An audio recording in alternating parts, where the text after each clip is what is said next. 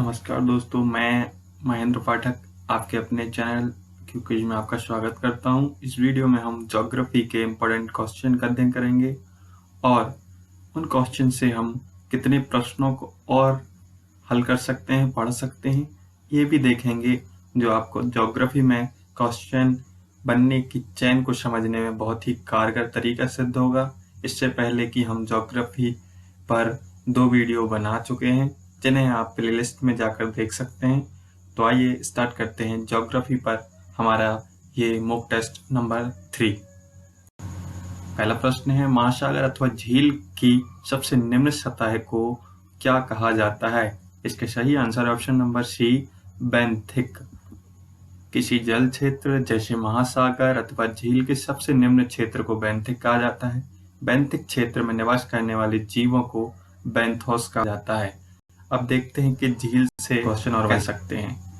भारत में प्रसिद्ध कुछ झीलों की बात करें हम तो पहला नाम आता है बूलर झील। बूलर झील जम्मू कश्मीर राज्य में स्थित भारत की सबसे बड़ी बृहत्तम ताजे पानी की झील है। यह झेलम नदी पर निर्मित गोखुर झील का उदाहरण है। इसे ध्यान रखिएगा, ऐसे ही क्वेश्चन बनते हैं कि गोखुर झील का उदाहरण है, बृहत्तम ताजे जल की झील है ये। दूसरा क्वेश्चन बन सकता है शांवर झील पर। यह राजस्थान के जयपुर से 60 किलोमीटर दूरी पर स्थित है। यह भारत की अंतःस्थलीय बृहत्तम खारे जल की झील है। मतलब खारे जल की सबसे बड़ी झील भारत में शांवर झील है। इससे 60% नमक का उत्पादन होता है। तीसरा नाम आता है देवर झील का।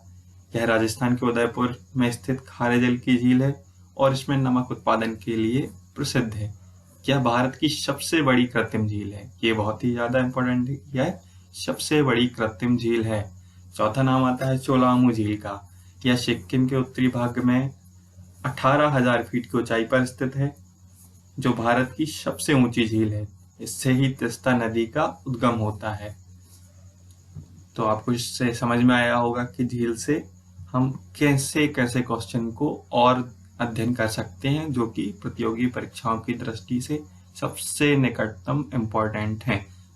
तो आइए अब स्टार्ट करते हैं हमारा दूसरा प्रश्न। निम्नलिखित में से किस प्रक्रिया से वायुमंडल की निम्न परतों में ऊष्मा का संचरण होता है?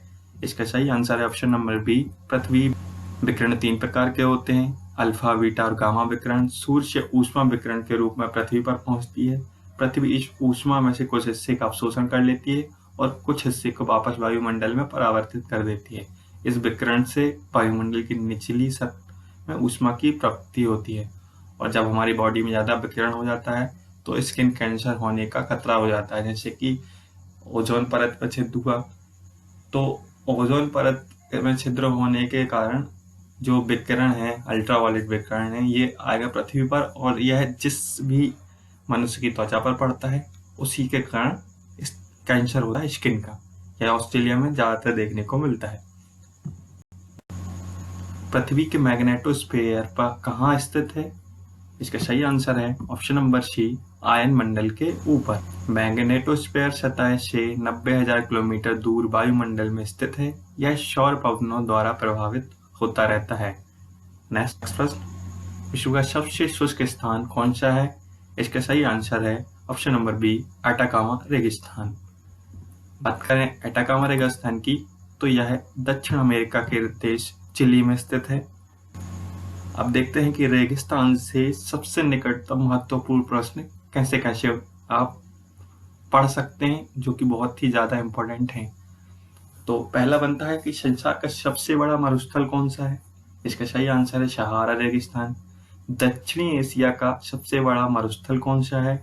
इसका आंसर है थार मरुस्थल। विश्व के शीत मरुस्थलों को किस नाम से जाना जाता है? इसका सही आंसर है टुंड्रा। विश्व का सबसे बड़ा शीत मरुस्थल कौन सा है? इसका आंसर है गोबी, जो कि मंगोलिया में स्थित है। विश्व का मरुस्थल विहीन महाद्वीप कौन सा है?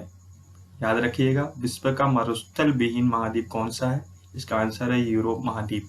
यह बहुत सी प्रतियोगी परीक्षाओं में आया हुआ क्वेश्चन है और ये 5 प्रश्न बहुत ही इंपॉर्टेंट हैं, जो कि कंटिन्यूअसली रिपीट होते रहते हैं। विश्व में कपास उत्पादन करने वाली सबसे बड़ा देश है? इसका सही आंसर है ऑप्शन नंबर ए चीन। विश्व का सबसे बड़ा एक स्थान केंद्रित कपास उत्पादक क्षेत्र अमेरिका के दक्षिणी मैदानों में स्थित है। मतलब एक स्थान क्षेत्र जहां पर सबसे ज्यादा कपास का उत्पादन होता है वह है अमेरिका का दक्षिणी मैदान। बात करें कपास की तो कपास से किस तरीके के कुछ महत्वपूर्ण प्रश्न बन सकते हैं उनका अध्ययन करते हैं। कपास एक नकदी फसल है, यह मालवेसी कुल का सदस्य है। इससे रुई तैयार की जाती है जिसे हम सफेद सोना कहा जाता है। ये बहुत इंपॉर्टेंट है। कपास की फसल उत्पादन के लिए काली मिट्टी की आवश्यकता होती है। इसे काली मिट्टी को ही कपास के लिए बहुत उपयुक्त माना जाता है। भारत में सबसे ज्यादा कपास उत्पादन गुजरात में होता है। कपास से निर्मित वस्त्र को हम सूती वस्त्र कहते हैं। कपास में मुख्य रूप से सेल्यूलोज होता है। तो कपास से ये बहुत ही महत्वपूर्ण पॉइंट है जो कि यहाँ पे लिखे हुए हैं। नेक्स्ट, किलिमंजारो पर्वत किस देश में स्थित है? इसका सही आंसर है option number C Tanzania. Mount Kilimanjaro Tanzania में स्थित है। यह अफ्रीका महाद्वीप का सबसे ऊंचा पर्वत है। मतलब माउंट किलिमंजारो दक्षिण अफ्रीका का सबसे ऊंचा पर्वत है, इसीलिए यह इंपॉर्टेंट है।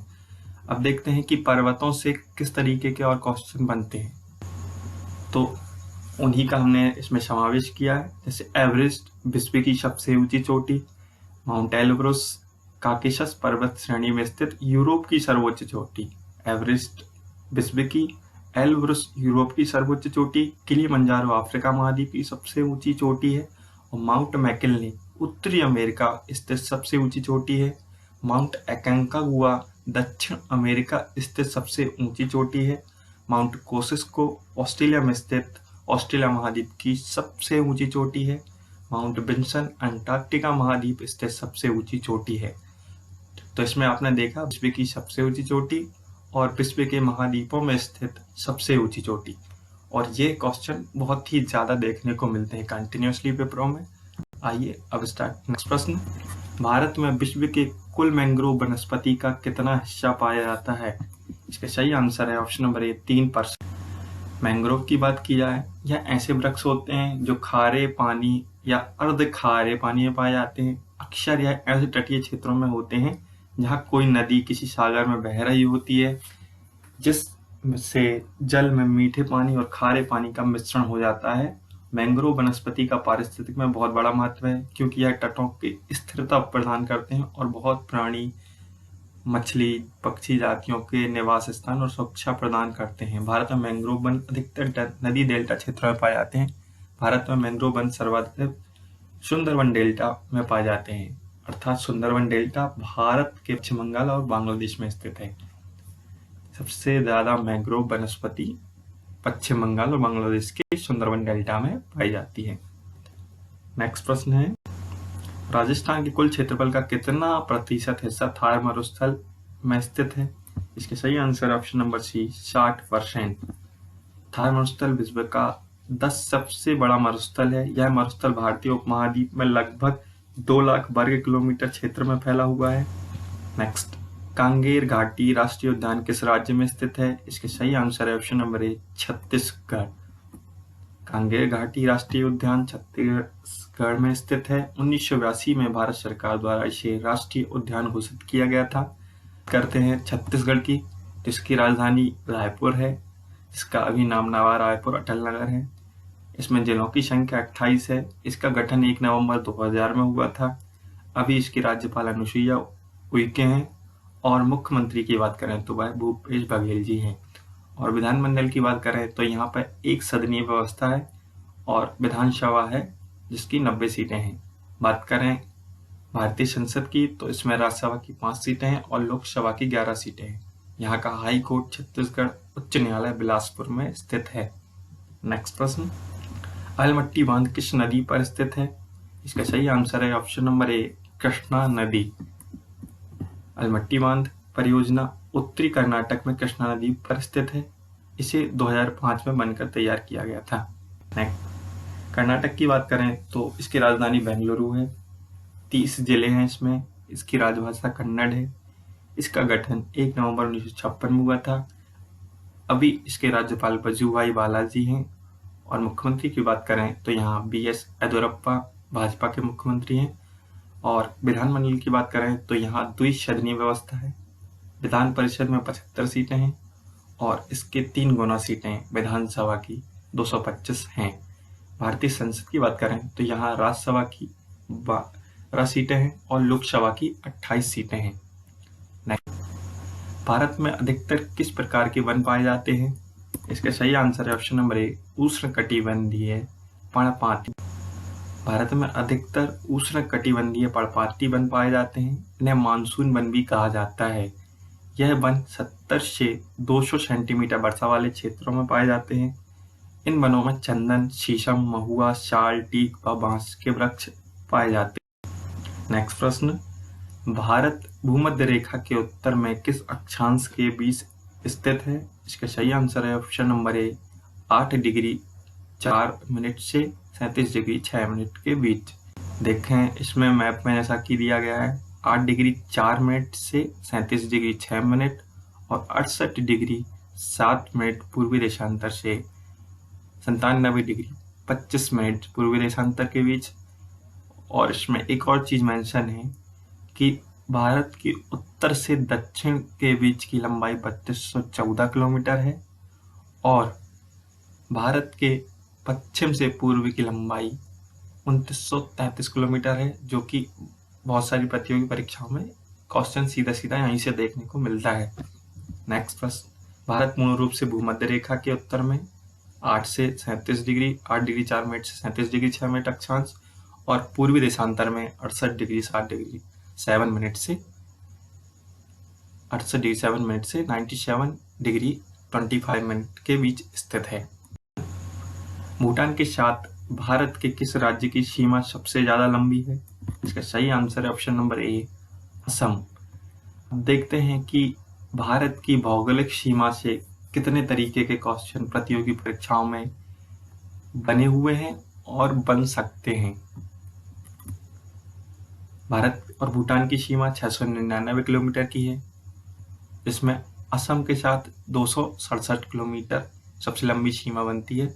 इसके अलावा अरुणाचल प्रदेश, पश्चिम बंगाल और सिक्किम के साथ भूटान की सीमा साझा होती है।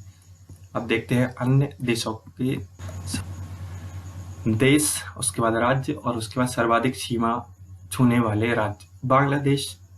बांग्लादेश के साथ भारत के राज्य जो सीमा बनाते हैं वह हैं असम, मेघालय, त्रिपुरा, मिजोरम और पश्चिम बंगाल, अर्थात 5 राज्य बनाते हैं। इसमें सबसे लंबी सीमा साझा करता है पश्चिम बंगाल। दूसरा नाम आता है चीन का। चीन के साथ जम्मू कश्मीर, हिमाचल प्रदेश, उत्तराखंड, सिक्किम और अरुणाचल प्रदेश सीमा साझा करते हैं, जिसमें सर्वाधिक लंबी सीमा जो है वह है जम्मू कश्मीर की। तीसरा नाम आता है पाकिस्तान का। पाकिस्तान के साथ सीमा साझा करने वाले राज्य हैं जम्मू कश्मीर, पंजाब, गुजरात, राजस्थान, जिसमें सर्वाधिक लंबी सीमा साझा करता है राजस्थान। तीसरा नाम आता है नेपाल का। नेपाल के साथ सीमा साझा करने वाले राज्य हैं उत्तर प्रदेश, उत्तराखंड, बिहार, पश्चिम बंगाल और सिक्किम, जिसमें सर्वाधिक ज्यादा सीमा साझा करने वाला राज्य है बिहार। चौथा नाम आता है म्यांमार का। म्यांमार के साथ सीमा साझा करने वाले राज्य अरुणाचल प्रदेश, नागालैंड, मणिपुर, मिजोरम, और जिसमें मिजोरम सर्वाधिक सीमा साझा करता है। अगला नाम आता है भूटान का, जिसके साथ सीमा साझा करने वाले राज्य हैं सिक्किम, पश्चिम बंगाल, असम, अरुणाचल, अर्थात 4, और इसमें सर्वाधिक सीमा साझा करता है अरुणाचल प्रदेश। लास्ट नाम आता है अफगानिस्तान का, जिसके साथ पाक अधिकृत कश्मीर 100 किलोमीटर की सीमा साझा करता है। नेक्स्ट,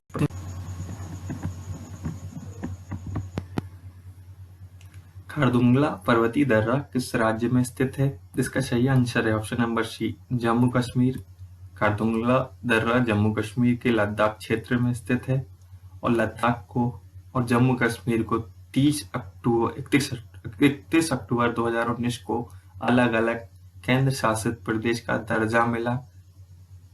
नेक्स्ट, अब देखते हैं जम्मू कश्मीर में स्थित अन्य दर्रे जो कि विभिन्न प्रतियोगी परीक्षाओं की दृष्टि से बहुत ही इम्पोर्टेंट हैं और करेंटली पूछे जाते हैं।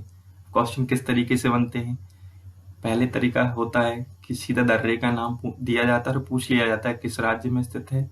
दूसरा पूछ लिया जाता है कि यह किन 2 जगह को जोड़ता है, और चौथा, यह सबसे ऊंचाई में या सबसे ठंडा किस प्रकार का दर्रा है। तो उन्हीं क्वालिटी को ही हमने इनमें समावेश किया है जो कि प्रतियोगी परीक्षाओं की दृष्टि से बहुत इंपॉर्टेंट है। तो पहला नाम आता है बुर्जिल दर्रा का। बुर्जिल दर्रा श्रीनगर को गिलगित से जोड़ता है, जो भारत को मध्य एशिया से जोड़ता है। दूसरा नाम है काराकोरम दर्रा। यह लद्दाख क्षेत्र में स्थित काराकोरम दर्रा भारत का सबसे ऊंचा दर्रा है, 5,624 मीटर ऊंचा है। यह चीन को जाने वाली एक सड़क बनाई जा रही है। अगला नाम है पीर पांजल दर्रा। इसमें एक पीर पांजल सुरंग है। अगला नाम है जोजिला दर्रा का। यह श्रीनगर को लेह से जोड़ता है। बनिहाल दर्रा, यह जम्मू को श्रीनगर से जोड़ता है, इसमें ही जवाहर सुरंग है। नेक्स्ट, निम्नलिखित में से किस मठ को गलदे नामग्ये लात से कहा जाता है। इसका सही आंसर है ऑप्शन नंबर बी, तवांग मठ को। तवांग भारत व एशिया के सबसे बड़े मठों में से एक है। तिब्बत के अतिरिक्त इसे विश्व का सबसे बड़ा बौद्ध विहार कहा जाता है। यहाँ मठ अरुणाचल प्रदेश के तवांग में स्थित है। अब देखते हैं मठों से बनने वाले अन्य प्रश्न जो कि करंटली बहुत ज़्यादा पूछे जाते हैं। इसमें पहला नाम आता है लुम्बिनी का। लुम्बिनी भगवान बुद्ध का जन्म स्थल है। दूसरा नाम आता है बोधगया का। यह वह स्थान है जहाँ महात्मा बुद्ध को ज्ञान की प्राप्ति हुई थी, इसी आधार पर इसका नाम बोधगया पड़ गया। अगला नाम आता है सारनाथ का। वो स्थान जहाँ बुद्ध ने दिव्य ज्ञान प्राप्त किया, अर्थात उनको सार प्राप्त हुआ, इससे इसका नाम सारनाथ पड़ गया। अगला नाम आता है कुशीनगर का। यह वो स्थान है जहाँ बुद्ध का महापरिनिर्वाण हुआ, जहाँ पे उनको देहावसान हुआ। नेक्स्ट, दीक्षा भूमि, यह नागपुर में है। यह वो स्थान है जहाँ भारत में बौद्ध धर्म का पुनरुत्थान हुआ था, अर्थात वह दीक्षा भूमि नागपुर में स्थित है। क्योंकि चैनल को ये सब्सक्राइब, बेल आइकन को दबाइए, कीजिए लाइक, कमेंट, शेयर। धन्यवाद।